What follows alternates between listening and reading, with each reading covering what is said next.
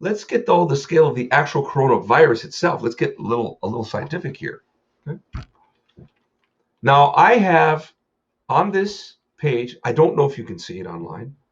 I have a dot that is 1/100th of an inch wide on if we printed this. It would be 1/100th of an inch wide if we printed this presentation.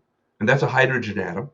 I'm starting with that because that's the smallest atom, the smallest element, the most basic element that has one proton, one neutron, and one electron. Okay, and I don't even remember if it has a proton. Might or might not even have. I'm going to say it doesn't, but that's okay if I'm wrong. I should know, but I've forgotten. Here we go. An oxygen atom has an atomic number of 8, so it has 8, if I remember correctly, because I just did this yesterday.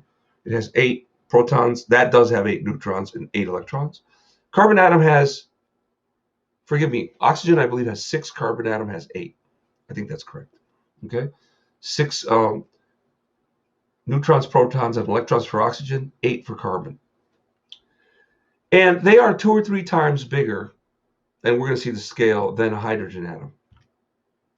Now, ribonucleic acid is incredibly small. It's only a few carbon atoms wide, and we're going to see that scale. But there it is.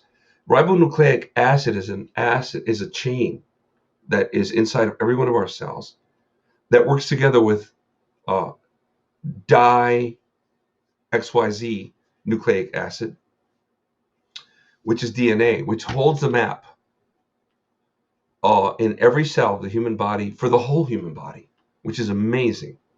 And this is their relative size. So my point in pointing these up here is so that we can see that RNA and DNA are extremely, extremely small. And it is amazing that they have so much structure when they only have as their components hydrogen, oxygen, carbon, and a few other very small elements.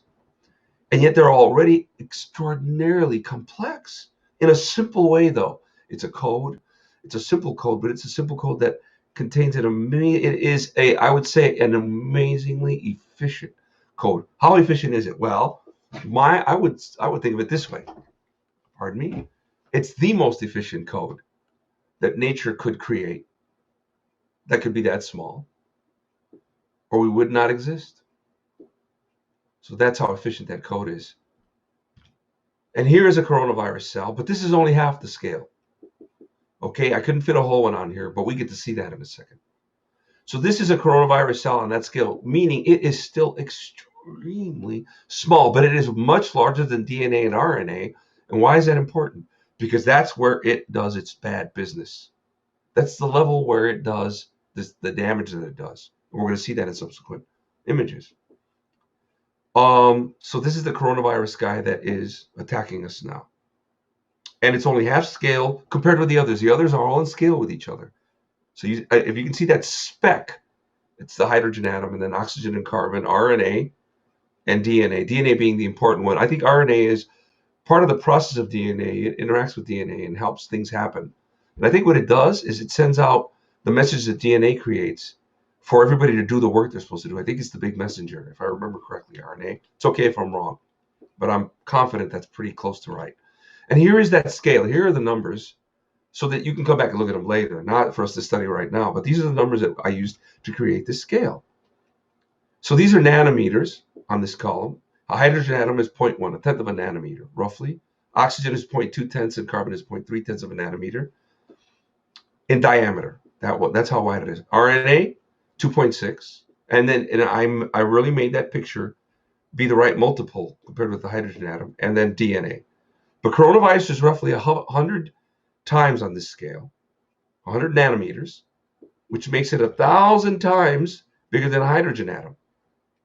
So that tiny hydrogen atom up in the corner, your side up there, is 1/1000th as wide as this amazingly complex coronavirus cell.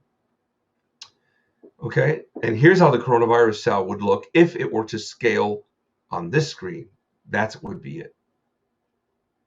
Okay, now it looks like a big monster here, but please remember this scale going back is we're down to an atom there. So the takeaway is not coronavirus is large at all. The takeaway is coronavirus is unbelievably complex for being so incredibly small. And I've done something to help us understand how small it is. Are you ready? Here we go. So this is a full-scale coronavirus cell on the scale we've established. Now wipe that out because I have a new scale for us. Here's the scale I've created for us. The coronavirus cell now is a dot. There's a dot on the screen, and you probably can't see it on the internet. I can barely see it. And that dot is 1/100th of an inch in diameter if we were to print this presentation. And that dot is one coronavirus cell on our new scale. So we are 1,000 times larger now. Maybe we're more than that larger now. I can't do the math in my head right now, so wish I could. All right, but coronavirus now is 1/100th of an inch wide on this scale. That is a human hair, and that's only, you know, not even a whole width of an average human hair. It's about half of the width of an average human hair. So that's a strand of human hair, about half of the width. It's cut off so we can see inside of it. And that's how small a coronavirus, that dot that maybe you cannot see, is compared with a hair. So now you can look at one of the hairs. This is an average human hair. You can look at one of the hairs. I'm looking at one on mine. And I'm picturing coronavirus being invisible because it's too small. And that gave us some scale. Now let's look at one. Let's look at the way coronavirus behaves. What does it do? How does it work? You may have watched this in video. I liked it in photos. I found these amazing photos. Oh, I just spilled water. Careful. Here it is. All right, now these are not really photos, by the way. These are still artist renditions. The photos are very blurry of a coronavirus because it's too small. There is no way. There actually is a limit to how much, what would be the word?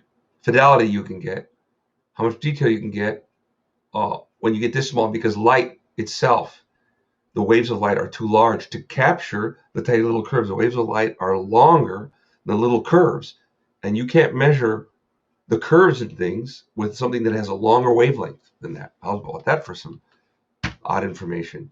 So, okay, what they do though is they attach to the target cell wall. Now, how big is this cell? Imagine the size of the room you're in.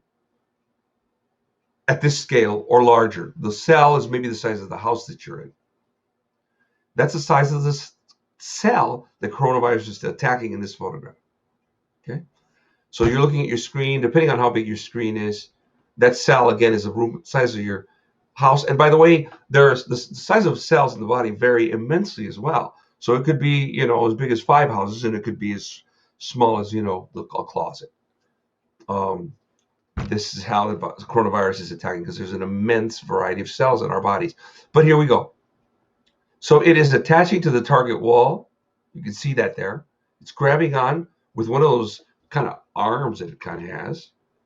And we're looking at it more closely now. You see that? So we've just moved in closer. We're looking closer to the bottom, and it's starting to sink down. Something happens when it grabs that arm that's sticking out of the cell. And I guess it tricks the cell into thinking that it's time to let things in, because a cell is continually feeling what it allows in and out. And coronavirus apparently has the code. Not apparently, it must have the code. And the way to trick the cell into thinking it's safe to let it in. So it pulls itself through, or the cell pulls it in. And now we see it going into the hole, which is the moment of truth here.